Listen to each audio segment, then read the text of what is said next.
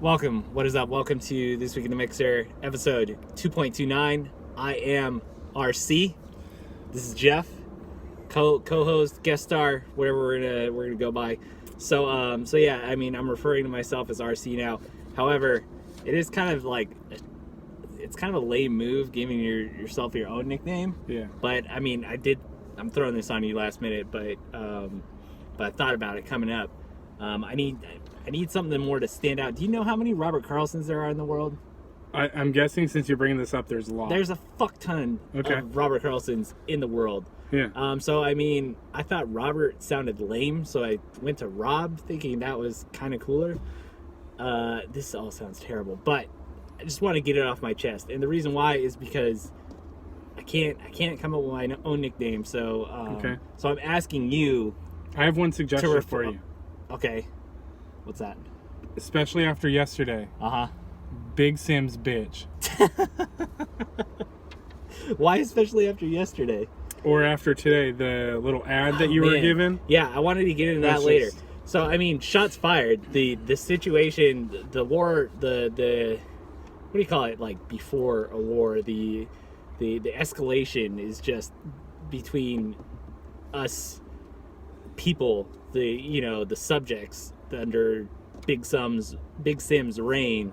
I mean, it's becoming more hostile, I guess. I'm not saying that targeted ad I got today was, the Archduke Ferdinand assassination moment of the upcoming war. But I'm just saying, definitely move the threat, the doomsday clock a little closer to midnight. I think we're on I have no idea how many DEFCON levels they are. DEFCON 3 right now? Yeah, I was just going to say, DEFCON 3 sounds appropriate. So we're on DEFCON 3 level. You may or may not have ties into the Big Sim world. So I'm just saying, we will not stand for this. We will unite. I'm thinking about creating a coalition, coming up with some sort of acronym to refer to ourselves by. So yeah, I mean, again, this is all under the control of Big Sim, but so I'm just saying, try not to be predictable in this guerrilla war that I am calling on you guys to enact on our part. The uprising is real, and yeah, we will not stand for this. All right, I'm just getting that out there. Sean, any other Big Sim undercover agents watching? We're on episode 29 of this season, and we're still only averaging like 4 views. Yeah. Or something. I figure I add tags, fantasy football tags under there. I figure at least one of our videos would come up with like 11 or 12 like random bot views or something. No, it's Big Sim's keeping you down, controlling the algorithms, preventing them from being out there. I know you guys are subscribing, retweeting, and all that. So and sharing. So yeah, I mean, we will not be suppressed. Big Sim, we're coming for you. 2020 is going to be a big year. So just be ready for that. I appreciate you bringing it up, Jeff. But yeah. I mean, you made it easy. Yeah, but back to the next important topic. Well, if you can start calling me RC, then not enough people are watching this to win. Okay, I got you, RC. Yeah, there we go. Yeah. Okay, so moving on. Week 1 of the playoffs in the books. We're gonna get over. We're gonna cover those matchups right now, and see who's left and the made bracket standings. So, where the fuck am I? Okay, here we go. First matchup we're gonna go over. Do you want to do? Well, actually, I'll let you decide. Guest star, co-host. So we should. Do you want to do the consolation matchups first, the made bracket, or do you want to go over? Do you want to go over the 2 meaningful playoff games? So I think we go over the made bracket first. Okay. Because it's week 1. It was, it's a 3-week competition. Yeah. So, we get that out of the way. Then we go over this matchup. Okay. Then this matchup. All right. So first, we'll work for the bottom up. So we'll go Jess versus Danny. Again, this is a 4-way battle. So just going to quickly summarize how just to let you guys know how the consolation bracket works. It's the total points loser over 3 weeks. Yeah. Okay. So cumulative. Yeah. So I appreciate you. Although most of the made bracket people are, regulars. Me, on the other hand, I do require a little bit of explanation, so Thought I'd help you out there. RC appreciates it. All right, so Danny, he got 23 out of Edelman, 14 out of Cream Hunt, 13 out of the Rams D. He managed 98 on the week. You know, he threw into 2 or 3 woe is me complaints, so too bad this isn't a point per complaint league. He would have broke the 100 mark. But 98, not where you want to start your mid bracket run total with. Not really. Even worse, Jess, she got 17 out of Kelsey, only 12 out of Russ, and only 12 out of Aaron Rodgers. Oof. Yeah. Oof. 80 points total. What happened with these teams? Where did they go wrong, Jeff? Well, so Danny, again, sat the wrong quarterback. Okay, so he sat... Baker? No, he played Tom and Baker. Okay. Who combined for 24 points on the week. Mm-hmm. He sat Phillip, who got 27 by himself. Okay, always a rough one. The other thing that went wrong for Danny is he played Alshon, who got him a big fat 0. That game even went to overtime. Damn. Still got him a 0. Pretty sure Alshon got hurt there. On Jess's side, this Sony Michel has been a rough pick this year. He got 1 point. Has not been what I think everyone thought he was going to be. Yeah. The other thing, too, is, she had Jarvis Landry. You can't fault her for playing him. He gets 11. John Brown and Jamison Crowder combined for 10. She had Stephon Diggs, who got 15. Mm-hmm. Robbie Anderson, who dropped 25. And Emmanuel Sanders, who had 34, all on her bench. Kind of the theme. That's rough. This has been the theme with both of these teams all year, is just not playing the right people. Yeah. And it's tough, right? Because you never know going into a week. It's just been an unlucky year. I think that's a common symptom of teams in the made bracket. I know I've made my fair share of bad roster decisions. Mm-hmm.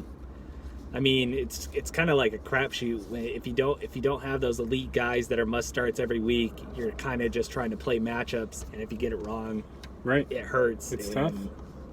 And yeah, so I mean, it's going to be more symptomatic of the teams at the top where they just have those guys that are locked in. But I do feel for Jess somewhat. That's a lot of points on the bench.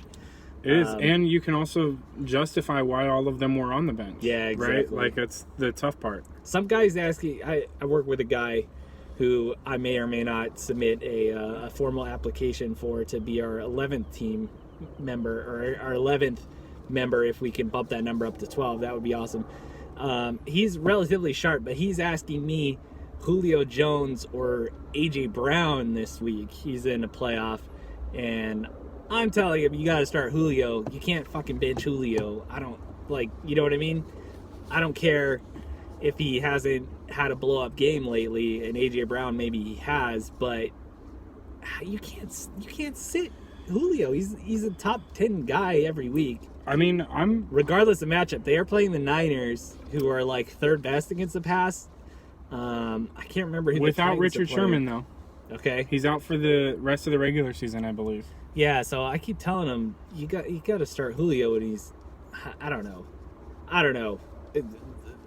This time of year makes you do some crazy shit. So it does.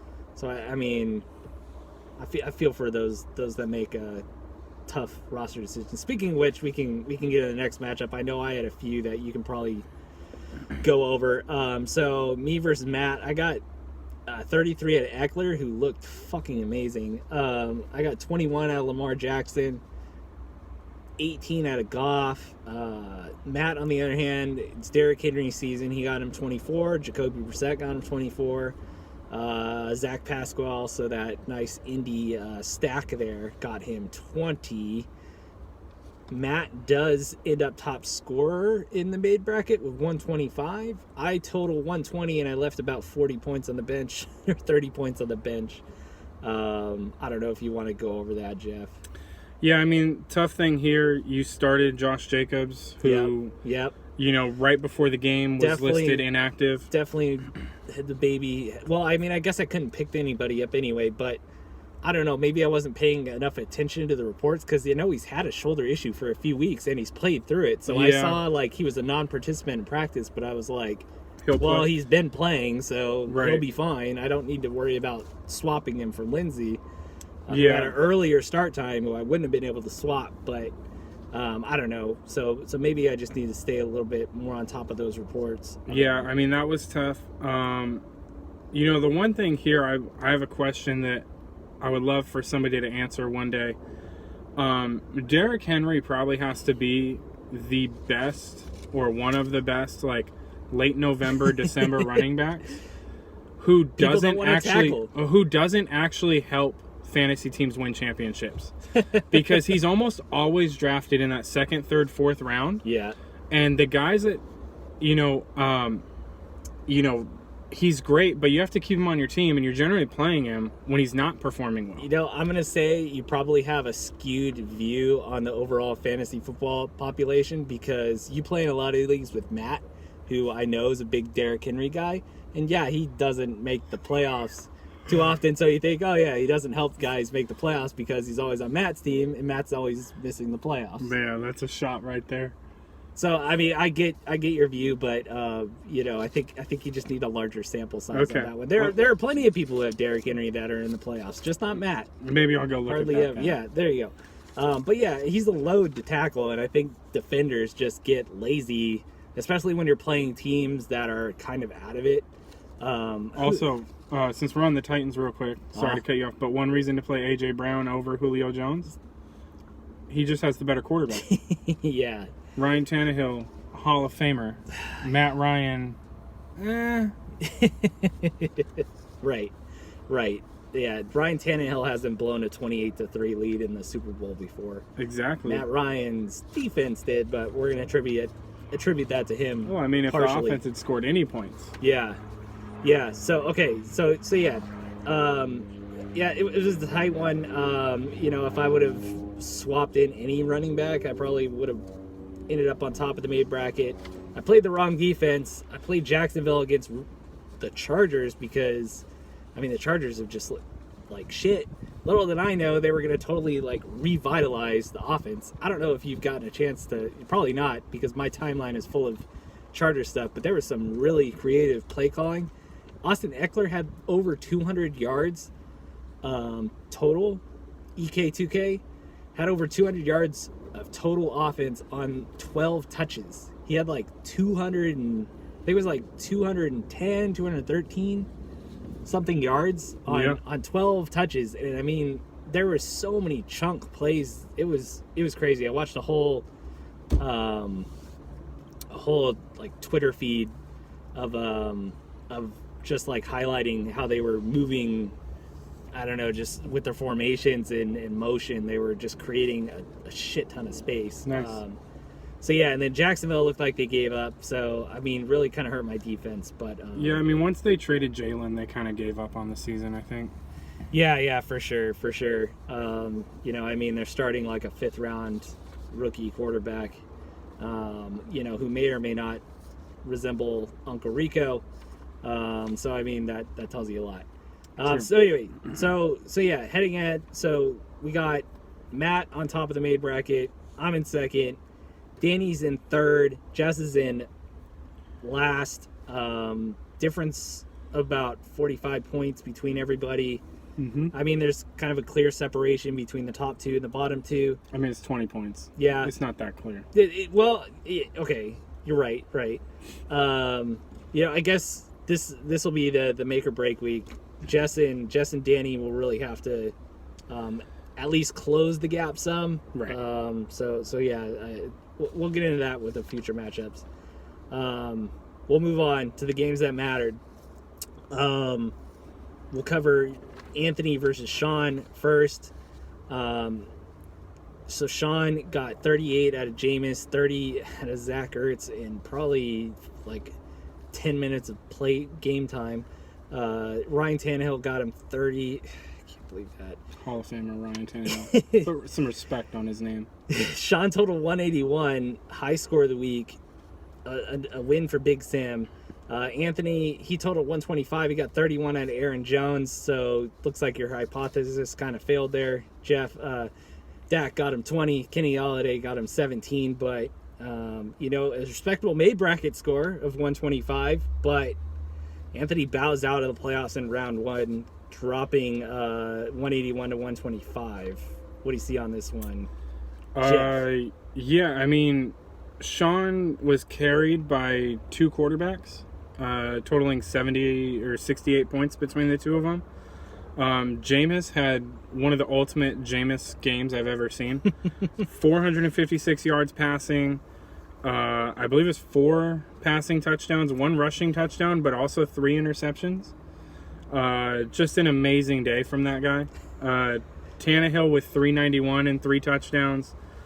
And then Ertz coming through with, seeming, like you said, 30 points in like 10 minutes of game time, because he pretty sure he was at like 0 until the 4th quarter. Yeah. Anthony's team just kind of did what it's been doing, right? Like he had Aaron Jones had another big day, but nobody else really did. Dak with 20 is not a terrible day, not a great day. Galladay with 17, but nobody else really picked it up. Mahomes has been kind of a disappointment this year. He really hasn't been bad, but his touchdown rate has regressed. I believe last year he was at like 8.5%. This year he's down to like 5%, which is really the difference in his fantasy scoring. But yeah, it's just kind of, and you look at their benches, there's no real changes that you'd make. Calvin Ridley's out now for the year. Kamara hasn't really been great since he came back from the ankle injury, but everyone else seems to be picking it up. He might have lost Mike Evans for the year, so he might have a tough time going forward. Yeah, Mike Evans is out for the year, I heard. Yeah, but, Sean's team produced and did enough to get the win and move on to the next round. Yeah. Big win for Sean. Big win for Big Sim. Congrats on qualifying for the 3rd place game. We'll see what color medal you're playing for after this week. Next matchup, we had Jake versus Zach. So we'll go with Zach first. He got 34 out of AJ Brown. It's a ballsy start. I don't know who he started him over, but yeah, good. I mean, good move there. He got 30 out of Deshaun Watson, 23 out of Zeke, totaled 161. Pretty good. Jake, on the other hand, he got 43 out of Drew Brees, who partied like it's 2009. When was he 10, good? 2008, 10. Darius Slayton got these wide receivers. He got 33 out of Slayton and 31 out of Michael Thomas.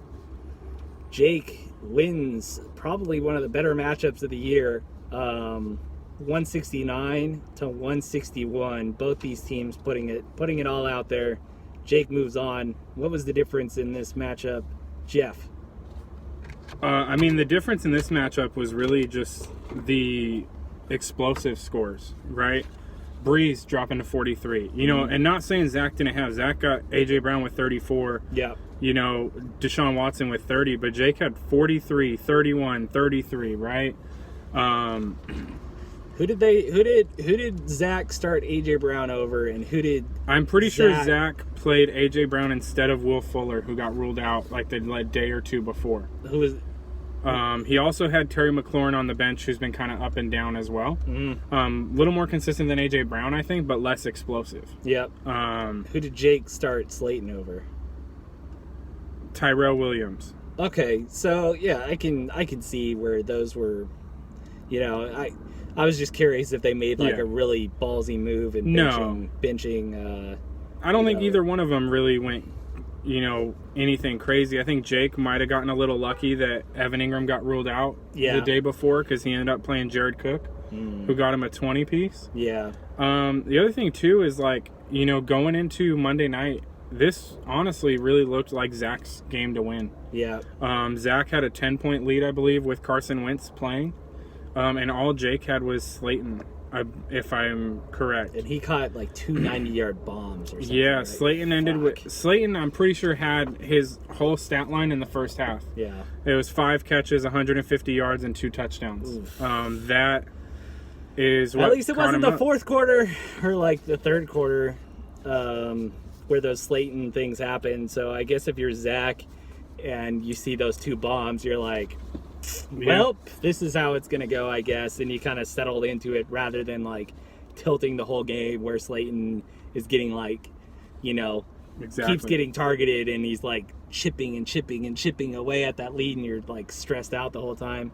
still, I feel kind of robbed that none of the matchups came down to that last touchdown. Those last few touchdowns by Ertz and Wentz. I've heard of a lot of leagues where, you know, guys had like 25 points leads heading into the fourth quarter or something. Ooh, that would have been rough. And then somebody had like the Wentz and Ertz connection stack, and like chased them down. I heard somebody say that they had a like a 30-point lead, or maybe it was like 29 and a half or something like that. And they had, I think they had Alshon left. So they had Alshon, and they were playing against Ertz. Okay. And so they're like, pretty safe, right? Alshon gets 0. Right. Zach Ertz gets 30. And then, like, man. Oh, that would kill me. Yeah, that would be the worst. I mean, that's almost as bad as the way Mason beat me. But oof, yeah, fantasy football. So we got Jake moving on, Sean moving on. That's going to take us into the matchups for next week. So we already covered the made bracket, who's, you know, the standings there, so no need to rehash it. But for the playoffs, we have Jake and you, right, and we have Sean and Mason. So, I mean, things are lining up for a Big Sim final. Big Sim Bowl? Yeah. You are projected to win 157 to 147. Sean is projected to win 135 to 134. Both these are pretty closely matched. Let's go over Sean and Mason's matchup first. Okay. So Sean is projected to get 23 out of Jameis, who has a broken thumb. Tannehill is projected to get 20.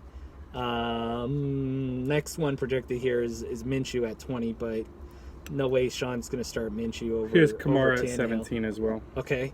And then, so Mason's projected to get 20 out of Eli, 20 out of DeAndre Hopkins. I don't know why I said Deshaun.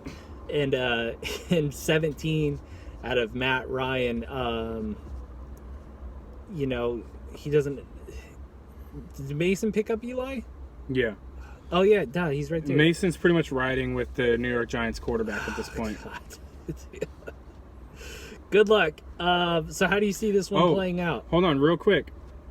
I don't know if Matt and Mason have kept up, but this Minshew versus Daniel Jones battle is back It's getting on. It's tightening up. Yeah. Minshew was out for a couple games, but now Daniel Jones looks like he's missing a couple games. Yeah. You know, the plot twist.